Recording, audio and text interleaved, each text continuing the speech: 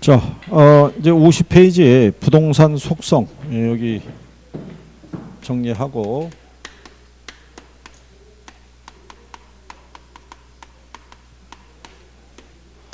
이거는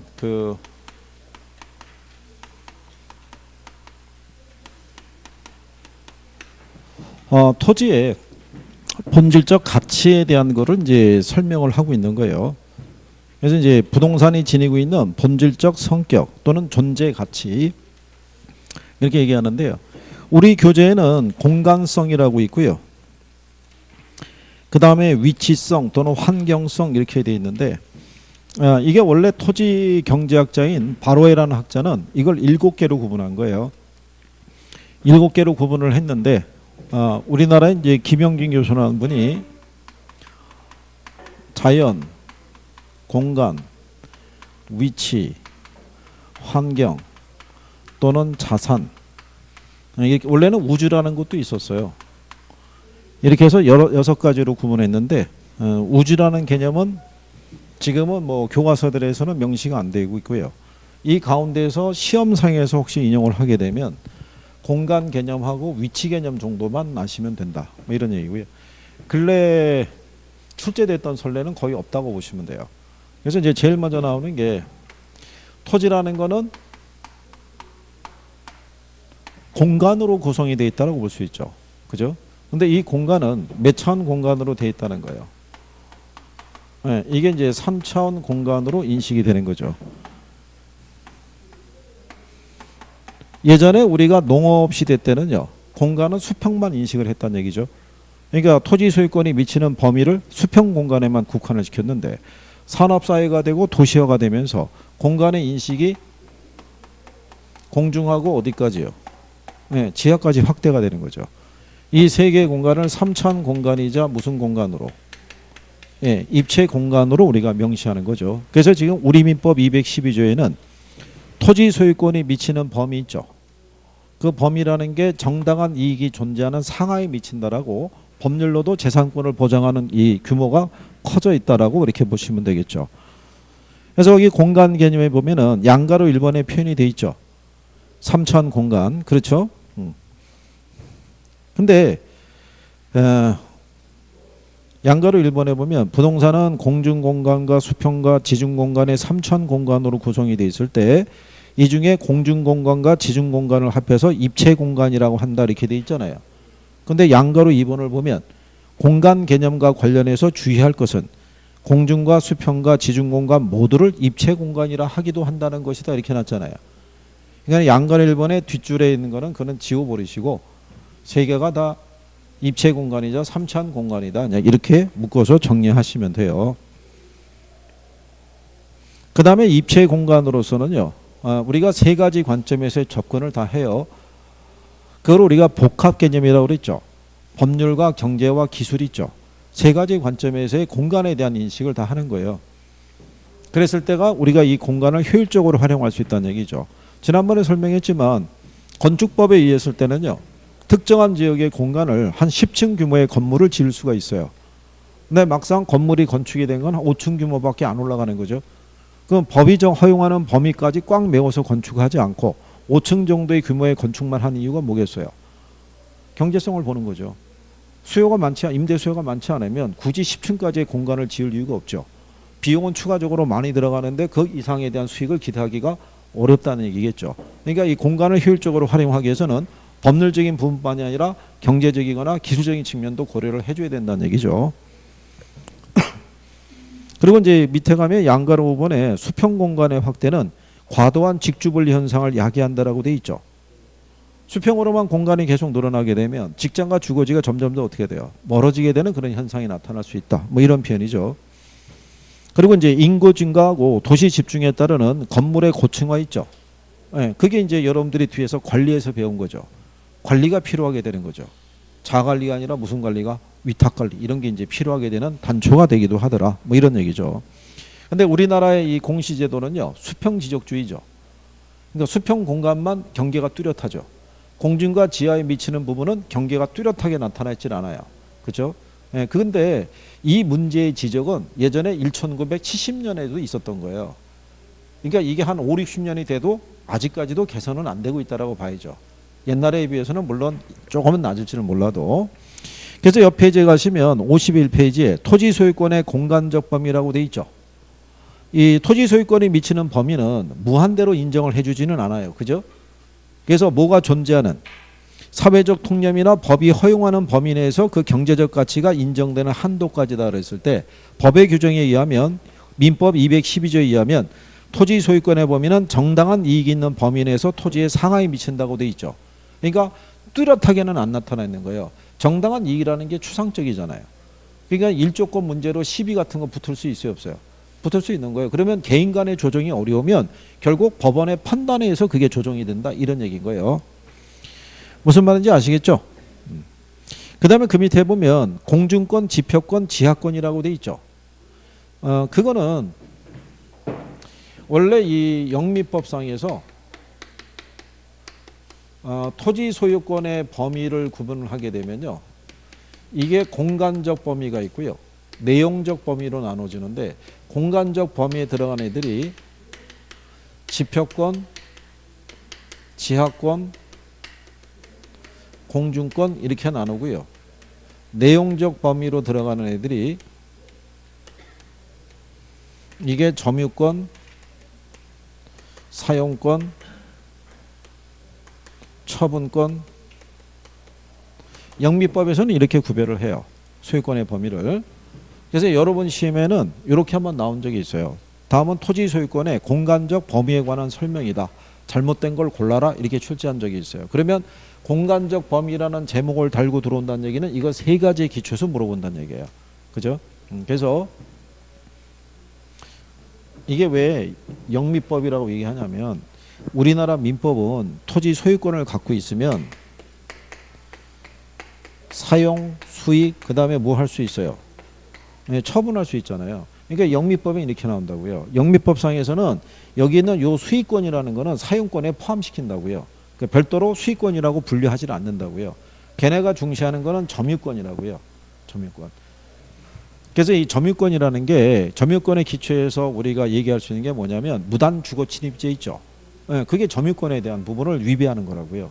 그래서 걔네가 미국 애들이 중시하는 게 점유권이라고요. 그래서 맨날 걔네 미드 같은 데 보면은 내 집에서 꺼지라는 표현 많이 쓰죠. 그게 점유권 행사하는 거예요. 그게. 그래서 그런 논리 정도로 보시면 돼요. 그러니까 이거는 나올 일이 있다 없다? 없어요. 그래서 공간에 미치는 소유권의 범위 보면은 제일 먼저 공중권이라고 나와 있죠. 예, 이거는 소유권자가 토지구역성의 공중공간을 타인에게 방해받지 않고 정당한 이익 있는 범위 내에서 이용 관리할 수 있는 권리를 얘기를 해요. 그래서 이 공중권이라는 거는 사적인 공중권이 있고요, 뭐로 나눠져요? 예, 공적인 공중권으로 나눠지는 거예요. 근데 여기 사적인 공중권에 대해서는 미국에서는 절대적인 권리라고 그래서 지표상에서 일정한 고도까지는 어떠한 공익적인 목적에도 이건 건드릴 수가 없어요. 그 이상에 대한 것을 공적인 공중권으로 분리하는데 우리나라는 그 개념이 성립이 안 되죠. 그린벨트로 지정하면은 아무것도 이용할 수가 없잖아요. 그래서 걔네들하고의 기준은 좀 틀려요. 그렇다고 해서 개인의 권리가 미치는 범위를 무한대로 확대시킬 수는 없죠. 그렇죠? 그러니까 일정한 부분까지만 인정해주고 그 이유는 공적인 공중권이라고 해서 항공노동으로 쓰는 거예요. 그죠? 개인 소유가 무한대로 가면 다 걸릴 거 아니에요. 위로 비행기 다니다가. 그러면 개인 소유 토지자에게 다 통행료 줄 수는 없을 거 아니에요. 그죠? 그래서 그렇게 구분한다라고 보시면 돼요. 그 다음에 이제 뒤로 넘어가시면 거기 상단에 공중권의 종류라고 해서 사적인 공중권, 공적인 공중권이라고 나와 있죠. 예. 그 다음에 그 밑에 가면 지표권이라고 있죠. 지표권이라는 거는 지표상의 토지를 배타적으로 이용할 수 있는 권리예요. 그래서 지표상의 토지에다가 작물을 경작하거나 건물을 건축하거나 그 다음에 물에 관한 권리라는 게 있어요. 물에 관한 권리라는 건요, 지표상의 물을 사용할 수 있는 권리가 있고요, 물 및 토지에 관한 권리도 있어요. 단지 영미법상에서 얘기하는 거예요. 물을 사용할 수 있는 권리는 유역주의하고 선용주의로 나눌 수 있는데요, 나라에 따라서는 절충주의로 채택할 수도 있어요. 그러니까 유역주의는 어디서 쓰냐면 이건 습연지역에서, 이건 건조지역에서. 그러니까 유역주의라는 것은 수로가 이렇게 흐르고 있으면 수로 주변에 땅을 갖고 있는 사람 있죠. 이 사람들은 이 수로의 물을 골고루 나눠 쓸 수 있는 거예요. 그걸 유역주의라고 그래요. 그러니까 습연 지역이라는 건 비가 오는 지역이에요. 우리는 비가 오는 지역이죠. 그렇잖아요. 그러니까 무슨 주의 쓰겠어요? 유역주의 쓰는 거예요. 근데 비가 오지 않는 지역에서는 유역주의를 쓸 수가 없죠. 물을 나눠 쓰다 보면 물이 부족한 상태가 됐을 때는 물이 더 이상 충분히 안 되잖아요. 그죠? 그러니까 먼저 온 사람에게 우선권을 준다라고 보시면 돼요. 그러니까 여기는 뭐 정리할 게 없죠. 우리나라는 비가 오는 지역이니까 우리 민법에서는 무슨 주의 쓰겠어요? 유역주의 쓰는 것밖에 없어요. 그러니까 뭐 그런 정도로만 구별하셔도 돼요. 네.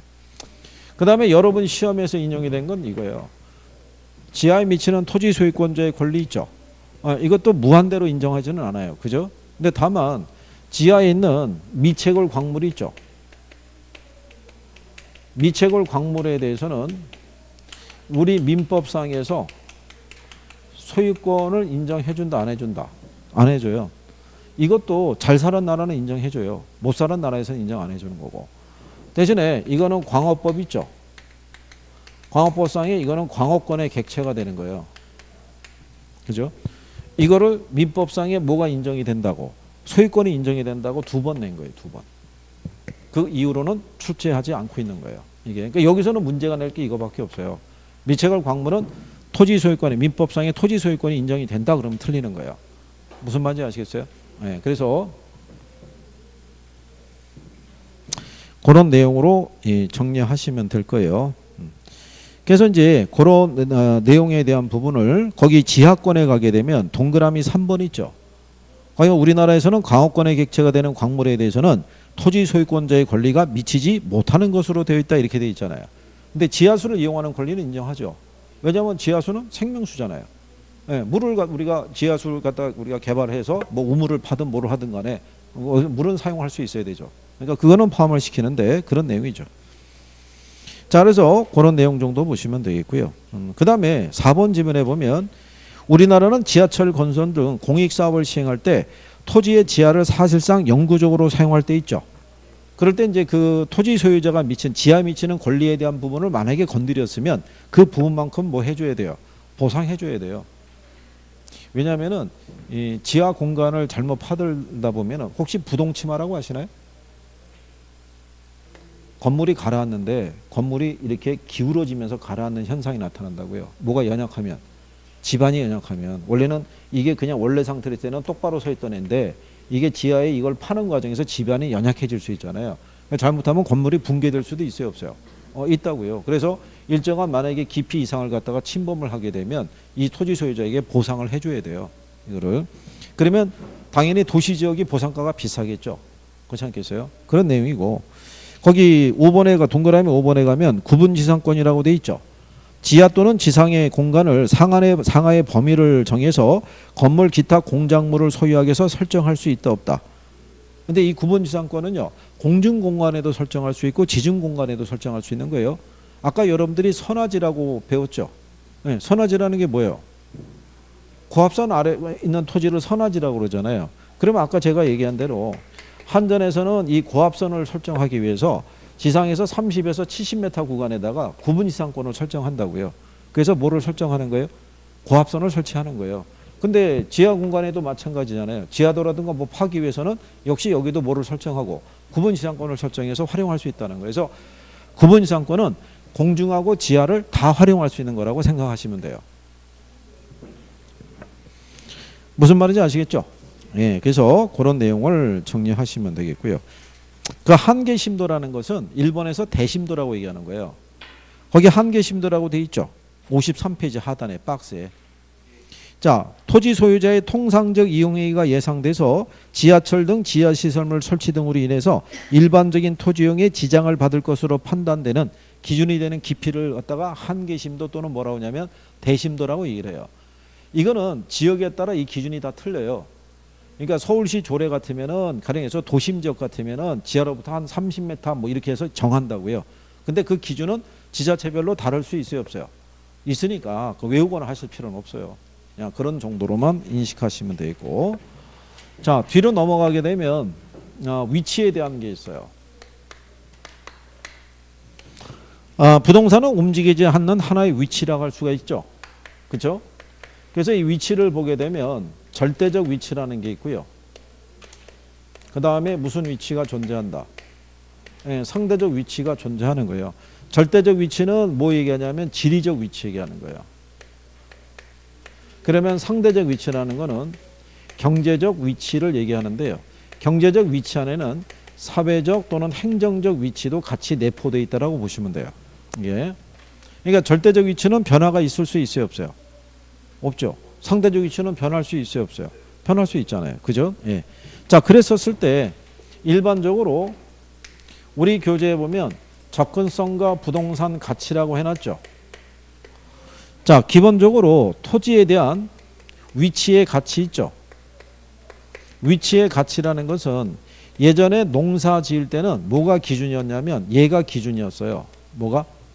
비옥도가. 땅이 얼마나 기름지냐 이게 관건이었는데 현대 산업시대에 산업화됐을 때는요. 비옥도가 중요한 게 아니라 뭐가?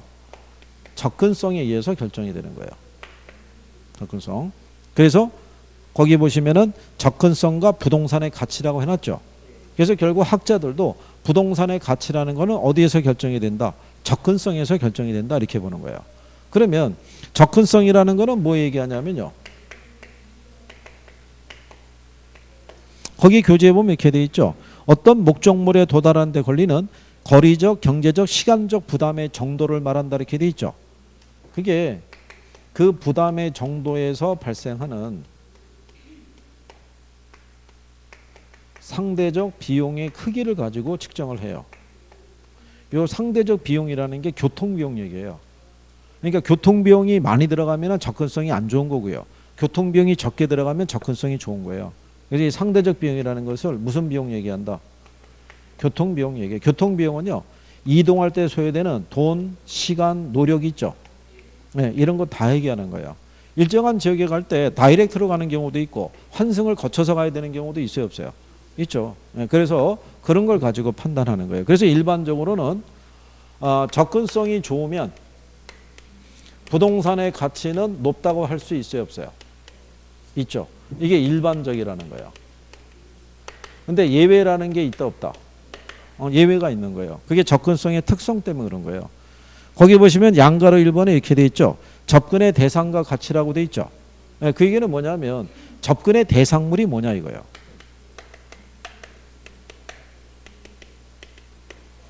이 대상물이 만약에 편익시설이 있죠. 편익시설이면은 가치가 높아질 수 있어요, 없어요? 있죠. 근데 얘가 만약에 위험이라든가 또는 혐오시설이면은 오히려 가치가 어떻게 돼요? 떨어질 수도 있죠. 그러니까 대상물이 뭐냐에 따라 틀려진다는 얘기예요.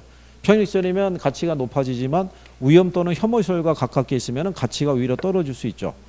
연상을 해보세요. 여러분 집에서 5분 거리에 공원도 있고 마트도 있고 학교도 있고 지하철역도 있고 그러면 살기가 괜찮을 거란 얘기예요. 근데 5분 거리에 쓰레기 처리장도 있고 원전도 있고 이래 보시면은 살기가 좀 부담스럽죠. 그런 거예요. 그 다음에 두 번째는 뭐냐면 접근의 정도라는 거예요. 이게 편익시설이 할지라도 너무 지나치게 가까우면 감가의 대상이 되는 거예요. 그러니까 철길 옆에 주택이라든가 시장 안에 상가주택 이런 경우 있죠. 예, 그래서 그런 애들은 오히려 가치가 떨어진다고 봐야겠죠.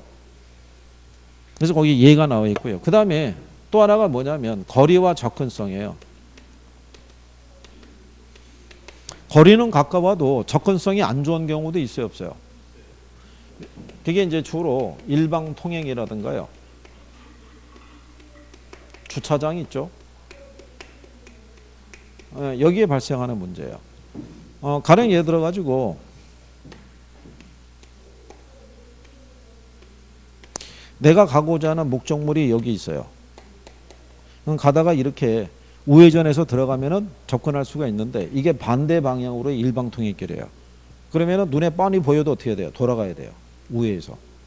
그러면은 눈에 보일 때 물리적으로는 상당히 가깝지만 실제로 도달하기는 어려울 수도 있어요, 없어요? 그럴 수도 있는 거예요. 그 다음에 이제 끝으로 나오는 게 뭐냐면 용도와 접근성인 거예요. 접근성에 대한 판단 기준은요, 어디에 따라 틀려지는 거예요? 용도에 따라. 소매상점은 접근성을 중시하겠죠. 근데 접근성을 중요시하지 않는 그런 점포들도 있어요, 없어요? 기도원이나 요양원이나 그 다음에 공항 있죠. 그죠? 여기 그 대전에 있는 분들은 만약에 해외 나가려고 그러면 어느 공항을 이용하세요?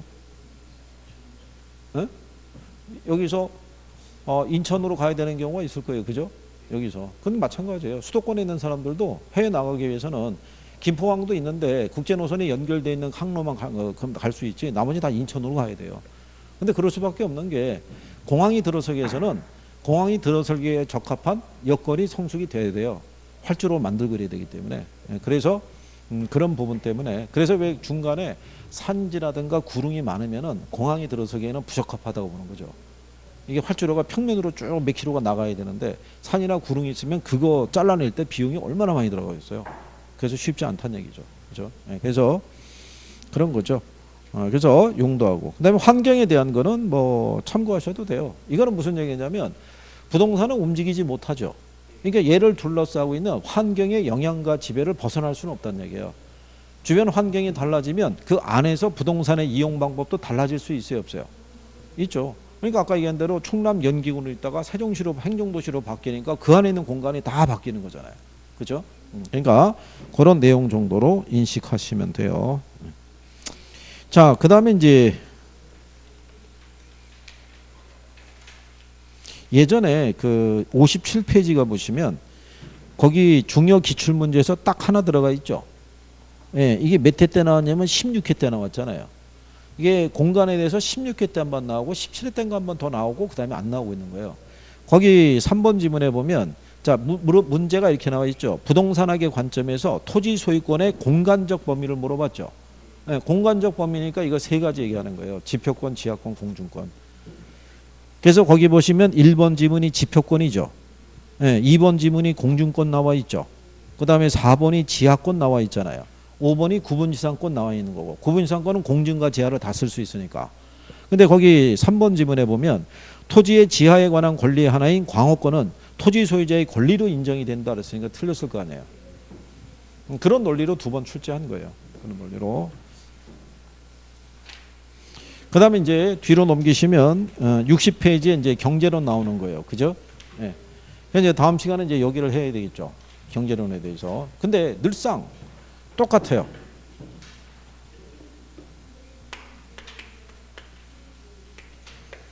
여기까지는 하다가 어디서부터? 경제론서부터 다운되기 시작하는 거예요. 그러니까 여기서부터 실력의 격차가 나오기 시작하는 거예요. 여기를 빨리 정리해야 돼요.